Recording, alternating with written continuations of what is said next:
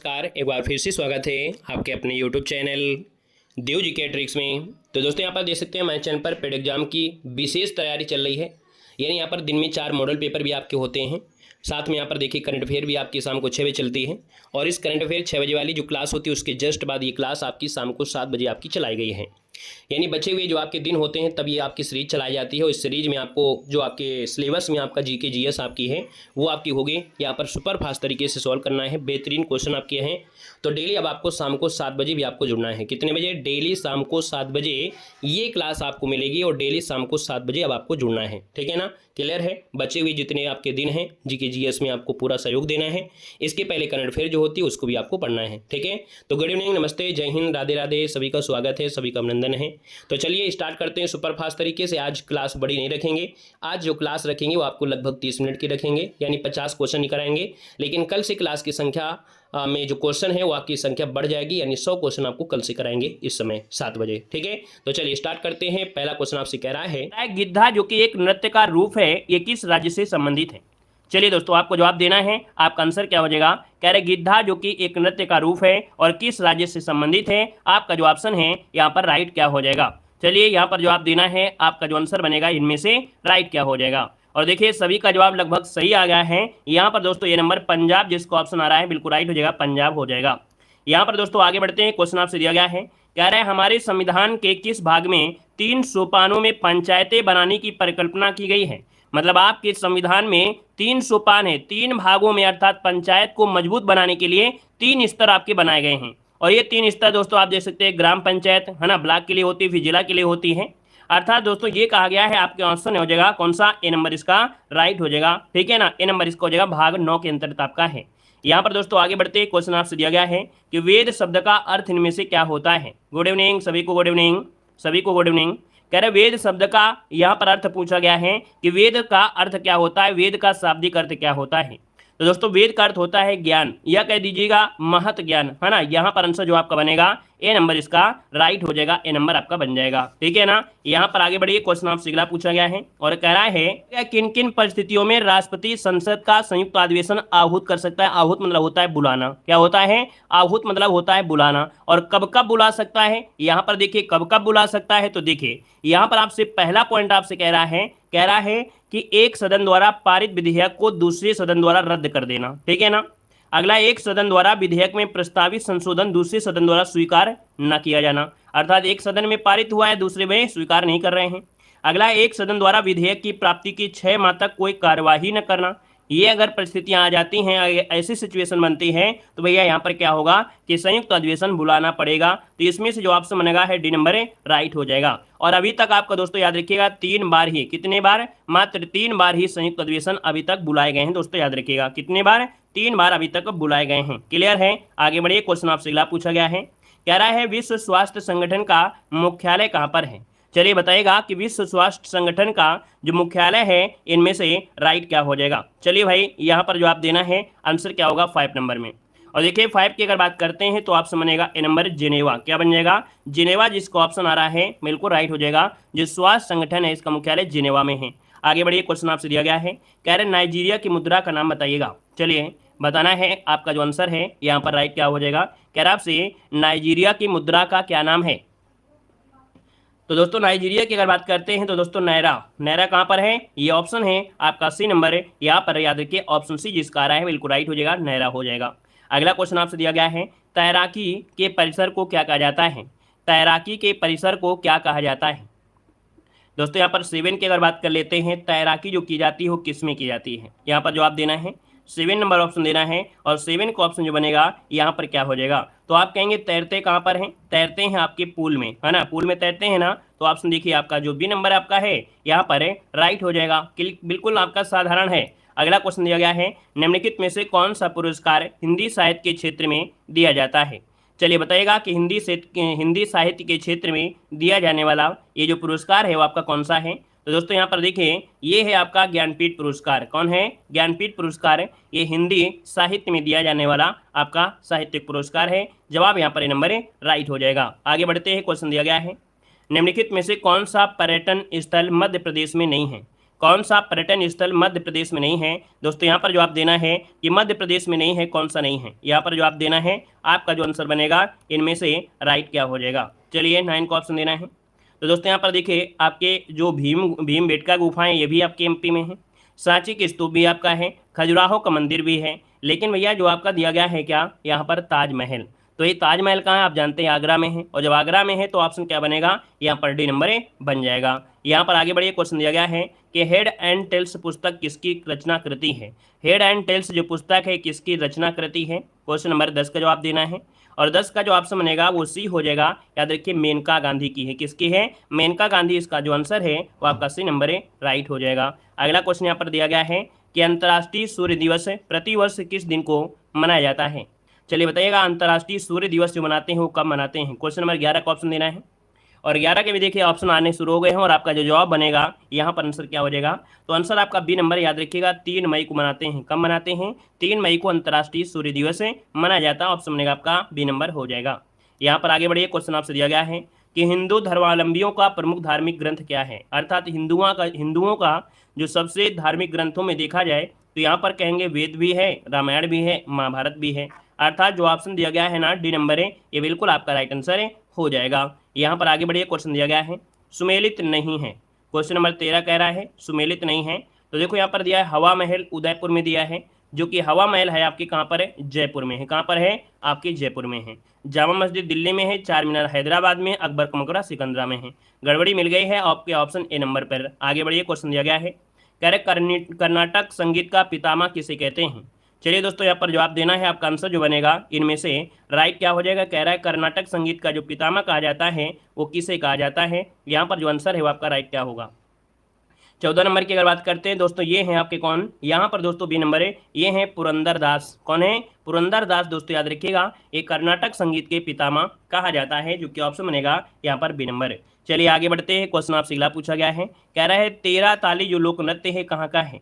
चलिए यहाँ पर बताना है। आपका जो आंसर है क्या हो जाएगा? क्वेश्चन नंबर 15 ऑप्शन को लॉक किया जाए। चलिए बताइएगा कि 13 ताली लोक नृत्य जो है कहाँ का है? बहुत अच्छे। यहाँ पर दोस्तों जो 13 ताली है ये कहाँ पर मनाया जाता है? राजस्थान। बिल्कुल सही है। जिसका भी ऑप्शन आया है बी नंबर बिल्कुल सही जवाब हो जाएगा। ये 13 ताली जो आपका है कहाँ का है? राजस्थान का आपका है, याद रखिएगा। ठीक है, यहाँ पर आगे बढ़िए। क्वेश्चन आपसे अगला पूछा गया है, कह रहा आपसे भारत और पाकिस्तान के बीच जो निर्धारित सीमा है वो आपकी कौन सी है? चलिए बताइएगा, भारत पाकिस्तान के बीच निर्धारित जो सीमा है इनमें से वो कौन सी हो जाएगी? यहाँ पर दोस्तों आपको जवाब देना है 16 नंबर में। और सभी को मालूम है कि भैया भारत जब पाकिस्तान की बात होती है तो ये कौन होता है? रेड लाइन अर्थात रेड क्लिफ रेखा, जो कि ऑप्शन है आपका डी नंबर है राइट हो जाएगा। रेड क्लिफ रेखा है। यहाँ पर डूरंड रेखा जो कि पाकिस्तान और अफगानिस्तान के बीच जाती है। यहाँ पर मैकमोहन रेखा जो आपकी है वो आपके चाइना और भारत के बीच में है। अगला क्वेश्चन दिया गया है, कह रहा है Sultan Azlan Shah hockey tournament का आयोजन कौन सा देश करता है? Sultan Azlan Shah hockey tournament का आयोजन कौन सा देश करता है?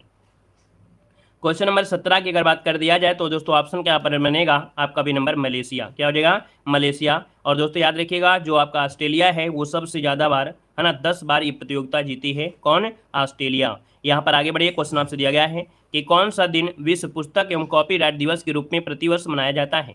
यहाँ पर जवाब देना है। क्वेश्चन नंबर 18 कह रहा है कि कौन सा दिन है जो पुस्तक है ना विश्व पुस्तक और कॉपीराइट दिवस के रूप में प्रतिवर्ष मनाते हैं?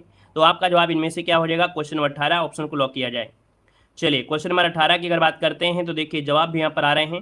ऑप्शन जो आपका बनेगा डी नंबर है। याद रखिएगा 23 अप्रैल को मनाया जाता है विश्व पुस्तक और कॉपीराइट दिवस। तो ऑप्शन बनेगा यहाँ पर आपका डी नंबर है राइट हो जाएगा। यहाँ पर आगे बढ़ते हैं। क्वेश्चन दिया गया है, निम्न में से कौन सी गैस वैश्विक उष्णता अर्थात ग्लोबल वार्मिंग के लिए उत्तरदायी है? ग्लोबल वार्मिंग के लिए जो उत्तरदायी है इनमें से कौन सी है? तो ग्लोबल वार्मिंग के लिए दोस्तों याद रखिएगा जो आपकी कार्बन डाइऑक्साइड होती है अर्थात जो कार्बन डाइऑक्साइड है और मीथेन, ये आपके ग्लोबल वार्मिंग के लिए जिम्मेदार है। देखा जाए तो सबसे ज़्यादा जो खतरनाक है वो कार्बन डाइऑक्साइड आपकी होगी। किसके लिए? ग्लोबल वार्मिंग के लिए। यहाँ पर आगे बढ़िए, क्वेश्चन दिया गया है कि अंतर्राष्ट्रीय मुद्रा कोष का जो मुख्यालय वो आपके कहाँ पर है? चलिए जवाब देना है कि अंतर्राष्ट्रीय मुद्रा कोष का जो मुख्यालय है वो आपके कहाँ पर है? क्वेश्चन नंबर 20 ऑप्शन को लॉक किया जाए। जब मुद्रा की बात कर देते हैं तो भैया आपका वाशिंगटन डीसी जो कि ऑप्शन है यहाँ पर ए नंबर है राइट हो जाएगा। वाशिंगटन डीसी जिसको ऑप्शन आ रहा है बिल्कुल राइट हो जाएगा, ए नंबर है। और आगे बढ़िए, क्वेश्चन दिया गया है कि रविन्द्रनाथ टैगोर को किस वर्ष नोबेल पुरस्कार मिला था? चलिए यहाँ पर जवाब देना है। आपका जो आंसर बनेगा इनमें से राइट क्या हो जाएगा? और देखिए यहाँ पर जवाब भी यहाँ पर काफ़ी लोगों के आ गए हैं। रविन्द्रनाथ टैगोर को जो नोबेल पुरस्कार मिला था वो दोस्तों कब मिला था? चलिए, इस क्वेश्चन का जवाब सभी लोग दे सकते हैं। कहेंगे सर इसका जो आंसर आपका आ रहा है वो आपका जवाब ये हो जाएगा 1913 में, है ना। और 1913 में दोस्तों इनको मिला था गीतांजलि के लिए। किसके लिए मिला था? गीतांजलि के लिए मिला था, जिसका ऑप्शन आ गया है बिल्कुल सही जवाब है ना। यहाँ पर आगे बढ़िए, क्वेश्चन आपसे अगला पूछा गया है, कह रहा है अंतर्राष्ट्रीय हॉकी महासंघ की स्थापना जो हुई थी वो आपकी कब हुई थी? यहाँ पर दोस्तों देना है 22 नंबर का ऑप्शन क्या हो जाएगा। एक बार सभी लोग, जितने लोग यहाँ पर नए जुड़े हैं अभी तक, है ना, वीडियो को लाइक नहीं किए हैं, तो एक बार सभी लोग वीडियो को लाइक भी कर दीजिएगा, है ना। अपने दोस्तों को भी शेयर कर दीजिएगा, ठीक है। जितने लोग भी यहाँ पर जुड़े हैं एक बार सभी लोग वीडियो को लाइक भी कर दीजिए, और नए हैं तो चैनल को सब्सक्राइब करने के साथ साथ जय हिंद जरूर लिखिएगा, ठीक है। चलिए, गुड इवनिंग सभी को, जय हिंद। देखिए दिया गया अंतर्राष्ट्रीय हॉकी महासंघ की स्थापना जो हुई थी ये आपकी कब हुई थी? आप कहेंगे सर अंतर्राष्ट्रीय हॉकी महासंघ की स्थापना जो हुई है वो आपकी हुई थी, आपका ऑप्शन यहाँ पर बनेगा कौन सा भैया? बी नंबर है। याद रखिएगा 7 जनवरी 1924 को हुई थी। कब हुई थी? 7 जनवरी 1924, जो कि ऑप्शन है यहाँ पर बी नंबर। अगला क्वेश्चन आपसे दिया गया है कि मदर इंडिया किसकी रचना है? मदर इंडिया किसकी रचना है? यहाँ पर क्वेश्चन नंबर 23 को ऑप्शन लॉक किया जाए। मदर इंडिया किसकी रचना है? अब आप कहेंगे सर मदर इंडिया है कैथरीन मेयो की है। किसकी है? कैथरीन मेयो, जो कि ऑप्शन है आपका ये नंबर है। और आगे बढ़ते हैं, क्वेश्चन आपसे दिया गया है, आपसे कह रहा है कि भारतवर्ष में प्रथम कृषि विज्ञान केंद्र की स्थापना कब की गई थी? चलिए दोस्तों, यहाँ पर जवाब देना है, क्वेश्चन नंबर आपका 24 है। कह रहा है कि भारतवर्ष में प्रथम कृषि विज्ञान केंद्र की स्थापना की गई थी। दोस्तों 24 की अगर बात कर लेते हैं दोस्तों, ऑप्शन में से क्या हो जाएगा? 74 में की गई थी, है ना। यहाँ पर जिसका भी ऑप्शन आया है भैया, ऑप्शन सी नंबर बिल्कुल सही हो जाएगा, 1974 में की गई थी। और अगर आपसे ये पूछे कहाँ पर की गई थी, तो तमिलनाडु के कोयम्बटूर में की गई थी, है ना। पहले पुदुचेरी केंद्र था। तो दोस्तों इसका जो ऑप्शन है वो आपका सी नंबर है, राइट हो जाएगा। नेक्स्ट क्वेश्चन को आते हैं। क्वेश्चन आपसे दिया गया है, कह रहा है भारत के समस्त राज्यों में से क्षेत्रफल के अनुसार उत्तर प्रदेश का क्या स्थान है? अगर हम क्षेत्रफल के अनुसार से देखा जाए तो उत्तर प्रदेश का जो स्थान है ना, वो कौन सा स्थान होगा? आप कहेंगे सर चौथा स्थान है। चौथा स्थान कहाँ पर है? ऑप्शन डी नंबर इसका राइट हो जाएगा। पहला स्थान की अगर बात करते हैं तो आपका राजस्थान हो जाएगा। दूसरा स्थान आपका है तो आप कहेंगे एमपी हो जाएगा। तीसरे की अगर बात करते हैं महाराष्ट्र हो जाएगा, और चौथा आपका यूपी है। आगे बढ़िए, क्वेश्चन दिया गया है, आपसे कह रहा है शहीदी दिवस या शहीद दिवस कब मनाया जाता है? यहाँ पर जवाब देना है, आपसे कह रहा है कि शहीद दिवस कब मनाया जाता है? तो दोस्तों याद रखिएगा शहीद दिवस मनाते हैं कब? आपके 30 जनवरी को। और 30 जनवरी कहाँ पर है? ऑप्शन आपका सी नंबर है, यहाँ पर दिया गया है 30 जनवरी, आंसर है राइट हो जाएगा दोस्तों, ठीक है। दोस्तों आगे बढ़िए, क्वेश्चन आपसे अगला पूछा गया है और आपसे कह रहा है कि मानव की कौन सी क्रिया जलवायु से सर्वाधिक प्रभावित होती है? मानव की कौन सी क्रिया है जो जलवायु से सर्वाधिक प्रभावित होती है? अर्थात ऐसी कौन सी चीज है कि भैया आपकी जलवायु से ज़्यादा दिक्कत करेगी, और ये मानव की द्वारा आपकी है। यहाँ पर देखिए 27 नंबर में तो कह रहा है मत्स्य उद्योग, खनन उद्योग, निर्माण, कृषि, है ना। तो आप कहेंगे जो कृषि क्षेत्र है ये जलवायु से, आप देखते हैं कि इस समय के जो मौसम होते हैं बड़े अजीब तरीके के होते हैं। जब भैया आपके देखा जाए मार्च अप्रैल का समय आता है तब बारिश होती है भयंकर और ठंड लगने लगती है ना। जब यहाँ पर बारिश का सीजन आता है तब सूखा निकल जाता है। अब जब सर्दी आने का समय होता है तब बारिश होती है ना। धूप होता है, इसके बाद यहाँ पर सर्दी होती है ना। धूप होगा, इसके बाद बारिश होगी, तो बीमारियाँ तो होगी ही होगी, हर जगह बीमारी होंगी, है ना। तो यहाँ पर आंसर जो आपका डी नंबर है, कृषि जो आपका सबसे ज़्यादा प्रभावित हो जाती है। यहाँ पर आगे बढ़िए, क्वेश्चन आपसे दिया गया है कि आपातकाल में किसी राज्य विधानसभा की अवधि जो बढ़ाई जा सकती है वो कितनी बढ़ाई जा सकती है? अगर आपातकाल लगा है और ऐसी स्थिति में अगर राज्य का विधानसभा की अवधि बढ़ाना है तो भैया आप बताइएगा कि किसके द्वारा बढ़ाई जा सकती है? आपका जो आंसर है यहाँ पर राइट क्या हो जाएगा? तो दोस्तों यहाँ पर 28 नंबर के ऑप्शन को लॉक कीजिएगा। ऑप्शन जो आपका बनेगा बी नंबर है, याद रखिएगा संसद के द्वारा। किसके द्वारा? संसद, जो कि ऑप्शन है आपका बी नंबर है। यहाँ पर आगे बढ़ते हैं, क्वेश्चन दिया गया है, कह रहा है भारतीय संविधान के अनुच्छेदों में से किसी एक के अधीन राज्यपाल राष्ट्रपति के विचार के लिए किसी विधेयक को आरक्षित रखा जा सकता है। कुल मिला के देखा जाए तो दोस्तों यहाँ पर जो आर्टिकल नंबर आपका है कौन सा? B number. आर्टिकल नंबर जो आपका 200 है। आर्टिकल नंबर 200 के अनुसार देखा जाए किसी एक के अधीन, है ना, यहाँ पर राज्यपाल राष्ट्रपति के जो विचार के लिए है वो किसी विधेयक को आरक्षित रख सकता है। आगे बढ़िए, क्वेश्चन आपसे दिया गया है कि नेशनल स्कूल ऑफ ड्रामा निम्नलिखित में से किस शहर में है? चलिए बताना है, नेशनल स्कूल ऑफ ड्रामा निम्नलिखित में से किस शहर में है? क्वेश्चन नंबर 30 का ऑप्शन में से क्या होगा? आप कहेंगे सर ऑप्शन जो आपका बी दिया है ना, नई दिल्ली। क्या? नई दिल्ली जो ऑप्शन दिया गया है बी नंबर है वो आपका राइट हो जाएगा, नई दिल्ली। आगे बढ़िए, क्वेश्चन दिया गया है, कह रहा है आनंद भवन जो आपका है ये कहाँ पर है? आनंद भवन जो स्थित है आपके कहाँ पर स्थित है? क्वेश्चन नंबर 31 को ऑप्शन दीजिएगा। आनंद भवन आप लोग सभी लोग जानते हैं कि भैया ये कहाँ पर है आपके? प्रयागराज में। नहीं जानते हैं तो आज आपने समझ लीजिएगा कि आनंद भवन जो आपका है कहाँ पर है? प्रयागराज में है। आगे बढ़िए, क्वेश्चन आपसे अगला पूछा गया है, निम्नलिखित में से युद्ध संबंधी जो नृत्य आपका है इनमें से कौन सा है? यहाँ पर बताना है युद्ध संबंधी जो नृत्य है इनमें से कौन सा है? यहाँ पर दोस्तों आपका आंसर बनेगा क्या? तो दोस्तों यहाँ पर देखिए एक मेघालय में एक बम्बू नृत्य होता है और ये भैया युद्ध संबंधी नृत्य आपका है, जो कि ऑप्शन बनेगा आपका बी नंबर है। और आगे बढ़िए, क्वेश्चन आपसे दिया गया है पुस्तक द लूलैंड का लेखन इनमें से कौन है। चलिए बताइएगा, द पुस्तक लूलैंड का जो लेखन है इनमें से कौन हो जाएगा। ये भैया आपके झुम्पा लाहिड़ी। कौन है? झुम्पा लाहिड़ी, जो कि ऑप्शन बनेगा आपका डी नंबर है, राइट हो जाएगा झुम्पा लाहिड़ी। अगला क्वेश्चन आपसे दिया गया है, कह रहा है भारतीय संविधान के अनुच्छेद 78 में से प्रावधान है दायित्वों का, अर्थात 78 के अनुसार देखा जाए तो भैया जो आपके हैं ऑप्शन डी नंबर आपके प्रधानमंत्री के जो कर्तव्य हैं, जो दायित्व हैं, वो आर्टिकल नंबर आपके 78 में देखने को मिलते हैं। ऑप्शन राइट हो जाएगा आपका डी नंबर है। यहाँ पर आगे बढ़ते हैं, क्वेश्चन दिया गया है, निम्नलिखित में से किस देश के साथ भारत की अंतर्राष्ट्रीय सीमा नहीं लगती है। अब आपसे ये पूछ लिया गया है कि भारत की अंतर्राष्ट्रीय सीमा नहीं लगती है। जब नहीं लगती है तो आप आंसर नहीं वाला दीजिए, नहीं दिया है तो आपको बताना है, तो आंसर क्या बनेगा। यहाँ पर दोस्तों श्रीलंका के साथ अंतर्राष्ट्रीय सीमा नहीं लगती है। वहीं पर बांग्लादेश के साथ जो सीमा लगती है वो सबसे ज़्यादा लगती है। तो ऑप्शन राइट हो जाएगा आपका डी नंबर। आगे बढ़िए, क्वेश्चन दिया गया है कि जैमिनी राय ने कला के किस क्षेत्र में अपना नाम कमाया है। दोस्तों यहाँ पर बताना है, जो जैमिनी राय हैं, जैमिनी राय, इन्होंने देखा जाए तो अपना नाम कमाया है, किस क्षेत्र में कमाया ये आपको बताना है। तो आप कहेंगे सर जैमिनी राय की अगर बात कर लिया जाए तो ये क्वेश्चन बहुत बार पूछा भी गया है ना, प्रीवियस ईयर कोई क्वेश्चन आपका है।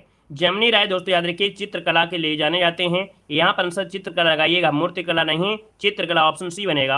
अगला क्वेश्चन दिया गया है कि संविधान की 11वीं अनुसूची निम्नलिखित में से किससे संबंधित है। संविधान की जो 11वीं अनुसूची है ये किससे संबंधित है। क्वेश्चन नंबर 37 को ऑप्शन लॉक किया जाए। तो दोस्तों यहाँ पर देखिए 37 नंबर जो आपका है ये पंचायती राज व्यवस्था से है, सॉरी कह रहा है आपसे 11वीं अनुसूची, और 11वीं अनुसूची जो आपकी है वो पंचायती राज व्यवस्था से, याद रखिएगा। क्वेश्चन नंबर जो 37 है वो 11वीं अनुसूची में कह रहा है कि जो संबंध है किससे है, तो आपके पंचायती राज्य है, जो कि ऑप्शन बनेगा आपका बी नंबर है, राइट हो जाएगा। और पंचायती राज विषय में आपके 29 विषय आपके रखे गए हैं। आगे बढ़िए, क्वेश्चन आपसे अगला पूछा गया है, कह रहा है निम्नलिखित में से कौन फारसी का प्रथम कवि था जिसने अपनी कविता में भारतीय पर्यावरण को चित्रित किया है। तो दोस्तों यहाँ पर देखिए ये अमीर जो खुसरो हैं, कौन है ये अमीर खुसरो जो आपके हैं, ये फारसी का प्रथम कवि थे और इन्होंने अपनी कविता में भारतीय पर्यावरण है ना, भारत के पर्यावरण के बारे में इसमें से दिया है। ऑप्शन ए इसका राइट हो जाएगा। नेक्स्ट क्वेश्चन को आते हैं। क्वेश्चन दिया गया है, कह रहा है राष्ट्रीय प्रौद्योगिकी दिवस के रूप में मनाया जाता है। राष्ट्रीय प्रौद्योगिकी दिवस के रूप में क्या मनाते हैं। तो दोस्तों यहाँ पर डेट आपका है कौन सा, यहाँ पर 11 मई, 11 मई राष्ट्रीय प्रौद्योगिकी दिवस है। अगर हम आपसे क्वेश्चन पूछे भैया 11 जुलाई को क्या मनाते हैं, आप जवाब क्या देंगे, और आपको जवाब देना ही देना है। यहाँ पर बताइएगा 11 जुलाई को कौन सा दिवस मनाया जाता है। चलिए जनसंख्या दिवस बिल्कुल सही जवाब है। याद रखिएगा कि 11 जुलाई को जनसंख्या दिवस मनाया जाता है। बहुत अच्छे। अगला क्वेश्चन बताइएगा, इनमें से कौन सार्क का सदस्य नहीं है।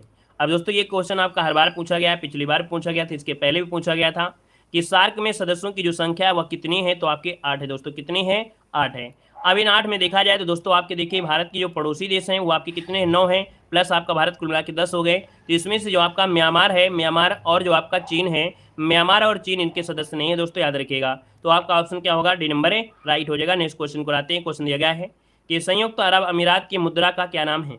संयुक्त अरब अमीरात की मुद्रा का नाम पूछा गया है और आपका जवाब इनमें से क्या हो जाएगा। तो आप कहेंगे संयुक्त अरब अमीरात की जो मुद्रा है वो ऑप्शन को लॉक किया जाए। यहाँ पर ऑप्शन ये हो जाएगा, ये है दिरहम। क्या है? दिरहम। जिसका भी ऑप्शन आया है यहाँ पर दोस्तों ये नंबर दिरहम आपका आंसर है, राइट हो जाएगा। और आगे बढ़ते हैं। क्वेश्चन दिया गया है, कह रहा है काला चांद नामक चित्र का जो चित्रांकन किया है वो किसने किया है। बताइएगा कि काला चांद नामक जो आपका चित्र है इसका चित्रांकन जो किया है वो किसने किया है, इसका आंसर क्या होगा। तो दोस्तों याद रखिएगा ये हैं आपके सतीश गुजराल। कौन है? सतीश गुजराल, जो कि ऑप्शन है आपका डी नंबर है। नेक्स्ट क्वेश्चन को आते हैं। क्वेश्चन दिया गया है कि भारत के पंचायती राज व्यवस्था का वास्तुकार अर्थात शिल्पी किसे कहा जाता है।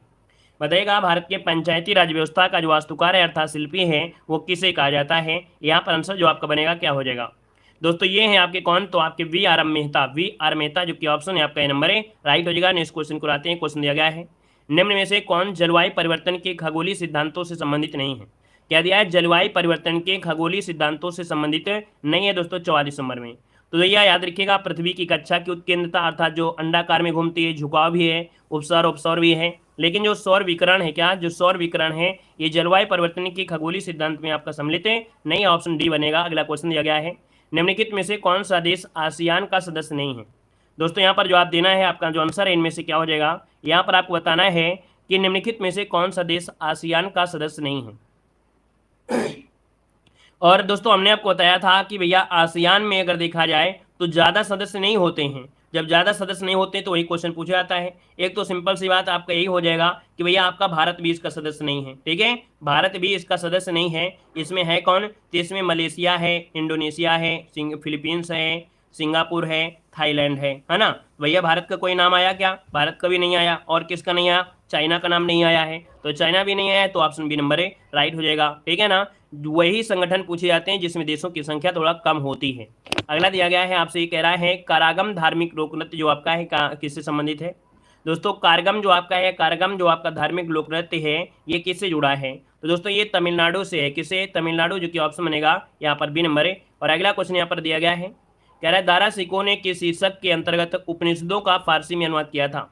दोस्तों बताइएगा कि दारा सिको जो थे है ना, औरंगजेब के बड़े भाई थे, और दोस्तों देखा जाए औरंगजेब के बड़े बेटे थे, है ना। यहाँ पर याद रखिए दारा सिको ने किस शीर्षक से अंतर्गत उपनिषदों का फारसी में अनुवाद किया था। यहाँ पर जो आपका आंसर है दोस्तों आपका डी हो जाएगा, सिर ए अकबर। क्या, सिर ए अकबर इसका आंसर है, राइट हो जाएगा। नेक्स्ट क्वेश्चन आपसे दिया गया है कि राष्ट्रपति भवन को डिजाइन किया गया था किसके द्वारा। राष्ट्रपति भवन को जो डिजाइन किया गया था भैया किसके द्वारा डिजाइन किया गया था। यहाँ पर दोस्तों याद रखिए स्टोन नहीं होगा, यहाँ पर लुटियन, कौन है, एडविन लुटियंस द्वारा। यहाँ पर जो आंसर है वो आपका सी नंबर है, राइट हो जाएगा। और राष्ट्रपति भवन जो कि आपके किस में है, कौन सी पहाड़ी पे है, ये आपको जवाब देना है, ठीक है। राष्ट्रपति भवन जो आपका है वो कौन सी पहाड़ी पर है, ये आपको जवाब देना है, वो भी कमेंट बॉक्स में। अगला क्वेश्चन दिया गया है कि राष्ट्रीय पक्षी दिवस जो मनाया जाता है ये कब मनाया जाता है। राष्ट्रीय पक्षी दिवस कब मनाते हैं, क्वेश्चन को बताइएगा कि राष्ट्रीय पक्षी दिवस कब मनाया जाता है। दोस्तों 49 नंबर की अगर बात करते हैं तो दोस्तों ऑप्शन यहाँ पर बनेगा बी नंबर है, याद रखिएगा 12 नवंबर को कब मनाते हैं, 12 नवंबर ऑप्शन राइट हो जाएगा। नेक्स्ट क्वेश्चन आपसे दिया गया है, निम्नलिखित में से किस नेता का जन्म दिवस भारत में शिक्षक दिवस है ना, शिक्षित दिवस के रूप में, शिक्षक दिवस के रूप में मनाया जाता है। तो दोस्तों आपका जो आंसर क्या होगा, टीचर्स डे जो मनाते हैं वो किस नेता के जन्म दिवस पर है। ये कौन है, लाला लाजपत राय हैं या आपके राजगोपालाचारी हैं, कौन है भैया, इसका आंसर बनेगा तो क्या बनेगा, यहाँ पर जवाब दीजिए सभी लोग।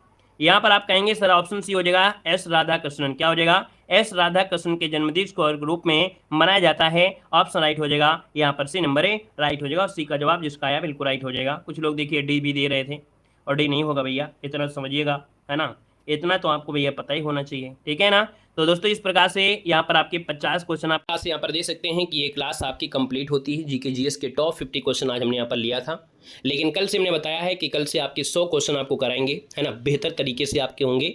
दो आपके जो कह सकते हैं सेट होंगे, उनको ऐड करके यहाँ पर आपको 100 क्वेश्चन का रिवीजन आपको करना होगा। और इसके बाद हमारी जो अगली क्लास होगी वो रात को कितने बजे है, 8:30 बजे है। वो भी एक मॉडल पेपर ही होता है जो कि जीके के नाम से हम आपको चलाते हैं, लेकिन है एक मॉडल पेपर ही, है ना। तो आपको अगली क्लास हमारी मिलेगी रात को 8:30 बजे, ठीक है, जो कि हमारी लाइव क्लास रहेगी। धन्यवाद सभी को, जय हिंद, वंदे मातरम।